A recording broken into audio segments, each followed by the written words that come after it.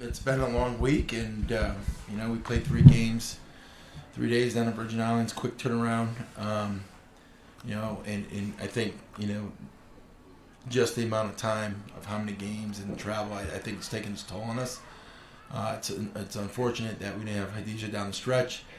I'm proud of my team. I'm proud of how we executed in the second half, and the things that we did. Hadija showed why that she's one of the most dominant post players, if not in the country, and they didn't have an answer for her.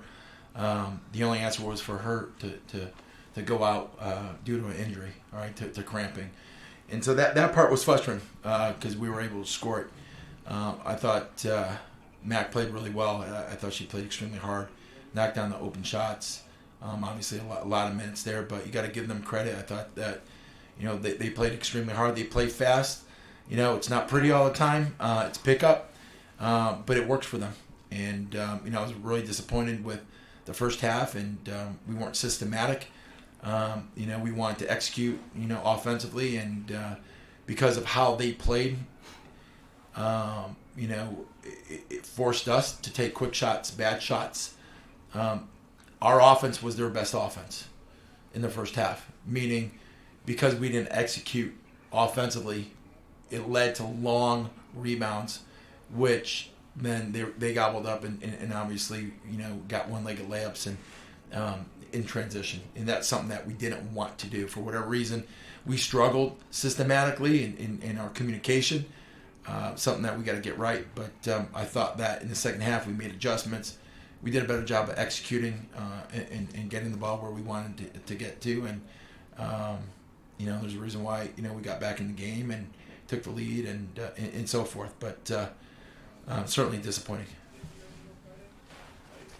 Do you think what were the reasons for the miscommunication, as you said? You said there's a lot of miscommunication throughout the game. What do you think?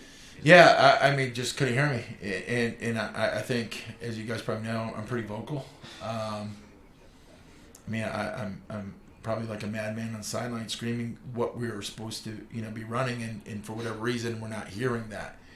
So either their style of play is rushing them, and sometimes when you're rushed, you can't hear, and that's where we just got to be, we got to slow down, and we need some of that leadership on the floor, and we got to be able to echo the calls, and because it got to be systematic.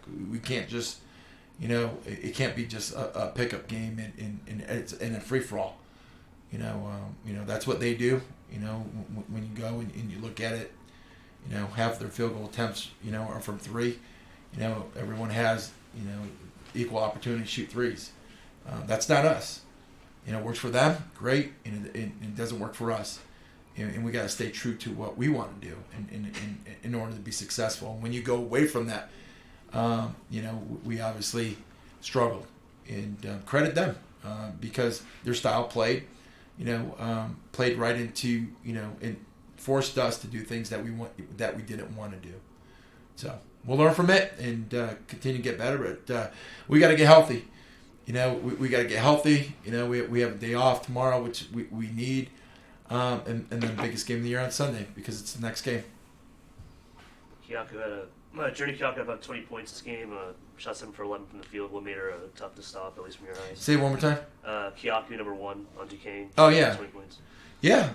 And she did a great job for them. She's their second leading scorer. Did a great job of getting downhill. Driving the ball to the basket. Her 2 threes. She doesn't really shoot the three that much.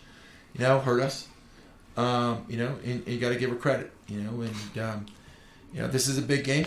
And obviously, we got to learn from it. It's a big deal, and we got to rise to the level, of the competition.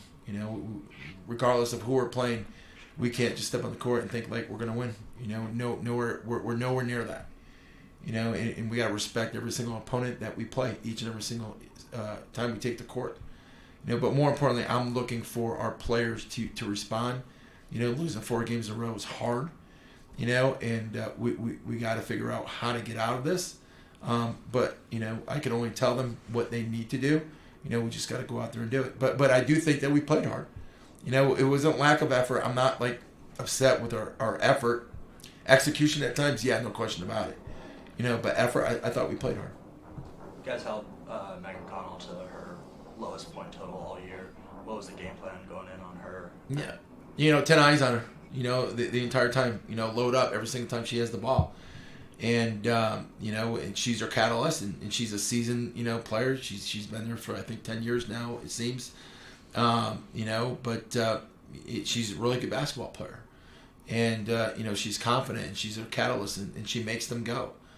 And, you know, she does a great job of understanding when she does attack, you know, how the defense is going to react, and then where to find people. You know, and everyone's just teeing up and knocking down threes and paying for that. So, you know, we knew coming in what we needed to do. You know, we needed to load up on her. And, you know, I think we did a pretty decent job. But, you know, she can, regardless if she scores or not, she still impacts the game because of her want to. And there's not many players in the country that have a want to the way she does. MaKayla, you scored 13 of your points in the second half. What do you think was the reason why you guys played better in terms of a team offensively in that second half, and how do you try to use that in games going forward?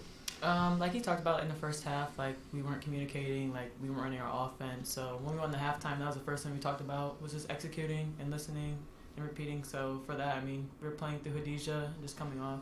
That was really my mindset, is get her the ball and then we play off of her.